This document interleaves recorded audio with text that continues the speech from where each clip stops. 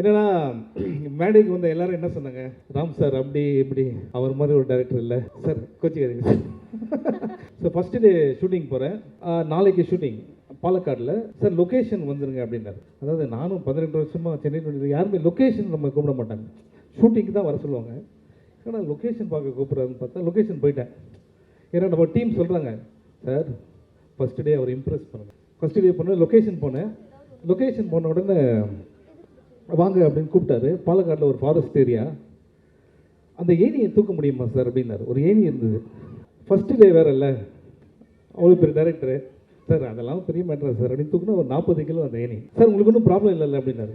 செம்ம வெயிட்டாக இருக்குது, அதெல்லாம் ஒன்றும் ப்ராப்ளம் இல்லை சார் அப்படின்னு. அது ஷோர் அப்படின்னாரு. என்ன இவ்வளோ கேட்குறாரு, ஷோர் தான் சார் அப்படின்னு. இந்த ஏணியை தூக்கிட்டு தான் சார் நீங்கள் நேராக போனீங்கன்னா ஒரு ரயில்வே ட்ராக் வரும், அதை தாண்டி காட்டுக்குள்ளே போனோம் அப்படின்னாரு. திரும்பி பார்த்தா ரயில்வே ட்ராக்கே இல்லை, அதுக்கு பின்னாடி ஒரு காடு இருக்குது. உடனே ஆர்ட் டிபார்ட்மெண்ட்டை கூப்பிட்டேன், அந்த கொஞ்சம் தயவுசெய்து இந்த ஏணி வெயிட்டை கொஞ்சம் கம்மி பண்ண முடியுமா அப்படின்னு. இவர் என்ன கேட்டால் ஏதாவது ப்ராப்ளம் மச்சிச்சு, அதெல்லாம் ஒன்றும் ப்ராப்ளமே இல்லை சார், ரெடி.